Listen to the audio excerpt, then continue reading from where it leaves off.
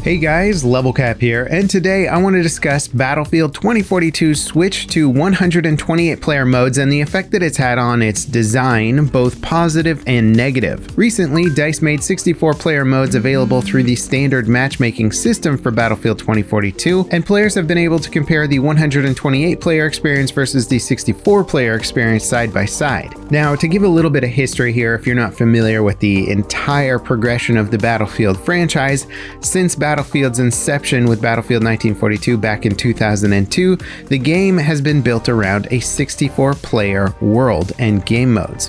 And without question, player caps were made due to hardware limitations of the time. But even over the years, as hardware has become more capable and various other games such as PlanetSide or MAG pushed player limits further, Battlefield still stuck with 64-player modes. Now, when Battlefield 3 released in 2011, the now ex-general manager Patrick Sutherland had this to say about the player count, and I quote, "A lot of people ask us about 64 versus 128 or 256 players. Technically, we can go to 256. We've tried it. We play tested with 128. You've got to make a game that's fun to play, and arguably we think that the most fun you can have is when it's between 32 and 40 players. And we've done substantial research into this and tested 128, and that it's not fun. Maybe we haven't done our design work good enough, but we just feel that there's no point in going higher than 64. Now, granted, this quote is about 10 years old, but at least at one point in time, DICE said they had the ability to push player counts further, but chose not to for the sake of the player experience. Patrick Sutherland left DICE back in 2016, and there's been a lot of new management since then and new ideas. Recently, the now well-known Battlefield leaker Tom Henderson put together a development timeline for Battlefield 2042.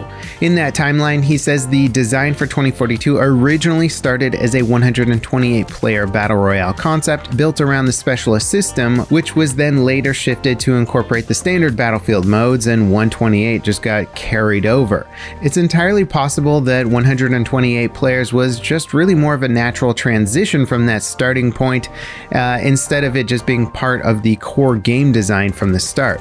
Now, of course, that's all speculation as to why DICE might have gone for a 128 player standard.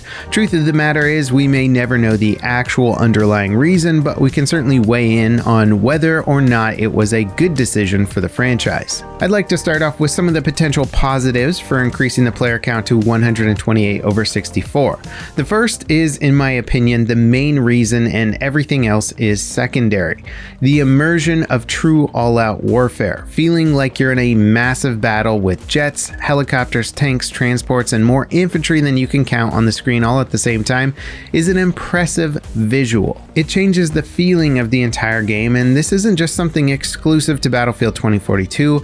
Playing PlanetSide 1 and 2 gave a similar feeling, and it's certainly not something I would shrug off as mere window dressing. Battlefield feels bigger, and it also takes longer to win engagements, making them feel more important when you finally take an objective. Knowing it's not an optical illusion, but actual players all fighting at the same time means something more than just fake background set pieces seen in the previous game. This is again a very important upgrade, but it's only worthwhile if the rest of the game is properly designed around the player count. The other potential pro from this increased player count is less downtime between combat and less vacated capture points. Now, granted, there are some issues with the insane map sizes in 2042 leading to lulls in combat, but in general, the increased player count means just about every objective is going to be a firefight and not one to take lightly. I think this is an improvement over past Battlefield games where Conquest often involved a lot of ghost capping, uncontested points to try and sway the scoreboard. The problem with this was that it always felt lame to try and win a game by taking advantage of a poorly designed point system instead of tactically beating your opponent in combat. Sadly though, the list of positives isn't a very long one, and the increased map size and player count also results in many downgrades to the experience. Enough downgrades that one could make a very compelling argument as to why the 64 player experience is better. The obvious downgrades in 2042 are the reduced destruction quantity and fidelity, lower performance on all platforms, reduced tick rate aka netcode downgrades, reduced map density and cover, and possibly and probably other visual atmospheric downgrades like less background atmospherics and other things. Now, regarding destruction, it wasn't always a staple of the Battlefield franchise, but ever since Bad Company 2 really sewed it into the core experience, players want it as a major component of the combat. It's just too damn cool blowing holes in walls and outflanking your enemy or taking down a whole building that they're hiding in. Having so few elements of destruction in 2042, especially when it comes to total building destruction, is a massive letdown and leaves the world feeling more static and often undermines the upgrades to immersion that the player count should have added. Now, regarding map density and overall detail, I think this often gets conflated with the worst graphics problems of 2042. I've seen a lot of people argue that the graphics are worse in 2042, and while I wouldn't totally agree with this, as I do believe the lighting and shaders are upgraded, it's obvious that the amount of detail in each map is less, and the environments aren't being done up to look like actual combat zones. The less detail and cover elements I do believe are somewhat related to the increased map size. Manifest, one of the smallest maps in the game, has the most cover elements, where Breakaway, one of the largest maps, has hardly any. And even with all the massive advancements made with rendering tech, increasing the poly count means you're going to get lower FPS, so having massively long sightlines means you have to reduce the poly count in some way, a la less in-game assets. Now, it's hard to say if the lack of background atmospherics in 2042 is due to hardware limitations, development time, or just artistic style, but it does seem weird that when the past several games did such a great job of creating a larger sense of combat, using animated squadrons flying in the distance, artillery shots flying through the air, bomb impacts way off in the distance, 2042 basically has none of that, and it again undermines the immersion boost gained from having more players. Now, technical downgrades aside, what about the actual balance problems presented by the player count upgrade? Things that might actually fit more in line with Patrick Sutherland's 2011 statement.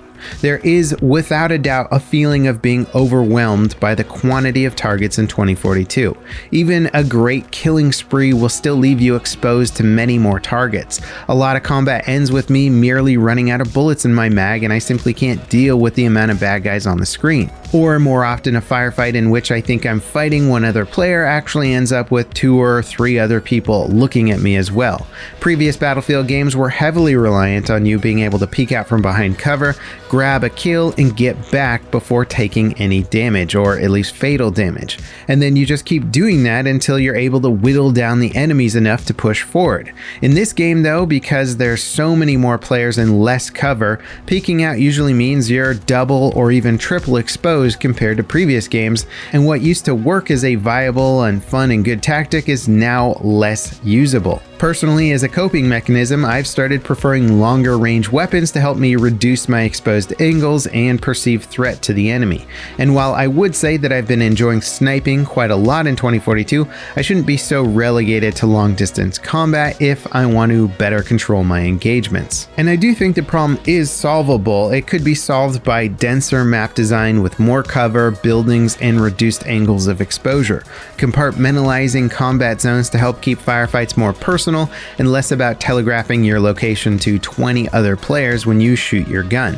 But again, it's hard to know if DICE went with such open map designs due to hardware limitations, or if they can actually make maps with more cover on them. I think the oil tankers in the discarded map are a good example of compartmentalized combat. People can fight in the ships and control their angles better, and it usually doesn't bleed over into the other combat around the map, aside from people sniping from on top of the ships. Now, it's also a very different experience when you compare the Breakthrough experience to the Conquest experience. Breakthrough puts 128 players in a frontline engagement. The combat is intense. It often plays frantically and at other times feels impossible impossible to push up and take ground. The maps also feel very inconsistent when it comes to how these modes play out, and it's interesting that instead of creating a 128-player Conquest mode and a 64-player Breakthrough mode, that DICE instead made both modes 128 players. Now, Conquest, on the other hand, can feel remote and barren when traveling between points. Transport vehicles are often unavailable, and running between objectives is usually a death sentence. You either get picked off by a sniper or a vehicle, and when that doesn't happen, well, you just end up running a lot before actually having some fun combat. If you want a lot of combat on Conquest, you usually end up just playing in the most popular objective points instead of moving around the map, which was more common in the past Battlefield games. Both Breakthrough and Conquest seem like they need to be refined, but in opposite directions. Conquest having its maps shrunk down a bit or transportation improved, and Breakthrough either needs less players or more cover and points of interest to break up the combat a little bit better. I think the problems that could be seen as inherent problems with 128 players are more due to poor map design and not properly testing what 128 player modes need. There's also a big feeling shift from being more powerful as an individual or a four-man squad to being less important in the grand scheme of things. And while this new feeling of just being a cog in the war machine is often sought after in other multiplayer games with big scales, Battlefield has always put a pretty big emphasis on the power of the squad. Nothing was cooler than finishing a round of Battlefield 3 or Battlefield 4 and seeing your whole squad at the top of the scoreboard and really feeling like your team play and working together helps solidify your team's win. And regardless of not being able to tell much about your performance without a scoreboard, I still don't really get the sense that my squad is making a big impact on the overall flow of a match. I think the most disappointing thing about the 128 player upgrade is that it just feels poorly planned and under-tested. I don't think we'd honestly even be having this discussion if the maps were designed better and tested for proper flow and gameplay. The problems with the Breakthrough skyscraper objectives on Orbital, Hourglass, and Kaleidoscope really showed that DICE probably didn't test these modes properly with 128 real players. I mean, that's some pretty intense closed testing, but it should have been done and it just doesn't feel like it was. I'm also surprised that DICE didn't try to redesign the modes in more drastic ways to fit the player count properly. For example, in MAG, Massive Action Game, the old PlayStation 3 exclusive that touted 256 players, the attacking team was broken up into different flanks. So they would eventually meet in the middle of the map, and if one flank was more successful than another, it could actually merge over to the other side at that point and help out the other flank push up. What if 2042 had changed Breakthrough into two flanking sectors where there would be some crossover opportunities, but it was more like two separate assaults happening and the defenders had to try and divide their efforts accordingly to try and stop both flanks from eventually meeting at the last sector? There's so much more creativity that could have gone into this game to take advantage of the 128 player upgrade, and instead it feels like a massively wasted design opportunity, especially coming from a company that's known for trying to innovate their game modes, like Battlefield 1's Operations. Now that I'm able to go and play the 64-player versions of all the 2042 maps and modes for comparison, it's very interesting how completely different they play from one another. With 64 players, I immediately regain my ability to control my engagements. My kill streaks are longer, but also more drawn out. My lives are longer and feel more impactful. There's more pushing up and taking cover and actually holding that cover without being instantly deleted by grenades, vehicles, or 20 players all shooting at the single rock you're hiding behind. However, the insane level of combat is gone though, and if I'm being completely honest here, I do miss it to an extent. I'm not actually entirely happy going back to 64 players in 2042, and I'd much rather a better designed 128 player experience. And really, that's kind of the weird element of this whole thing for me, is that despite Battlefield being better balanced with 64 players on these maps, there's a weird pull back toward the 128 player mode. Kind of like people being drawn into 64-player Metro servers or 64-player TDM no-char canals over and over again. These were the most popular modes in past Battlefield games, and they generally played like pure chaos. There's something undeniably fun about these action-packed modes that gets under your skin, especially when you start to learn how to navigate them a little bit better. I can objectively tell you that 64-player Breakthrough in 2042 is better balanced and more breathable than the 128-player mode, but when I boot up the game, I still really just want to click that 128-player mode, despite it not catering very well to that player count. I think what it ultimately says to me anyway is that despite 2042 being a half-baked product, it did manage to stumble upon something highly addictive with its massive modes. I just want them to be better refined now. Hopefully EA's alleged commitment to this franchise means that we will get that refinement over time. But again, I think there's still a ways to go before we see some major changes made here. Anyway, that does kind of wrap it up for my thoughts on this subject. What do you guys think? For those of you actively playing the game right now, how do you feel about the 64-player modes versus the 128-player modes now that you've been able to directly compare them? Let me know in the comments. As always, thank you so much for watching, and I'll see you next time. This is Level Cap, signing off.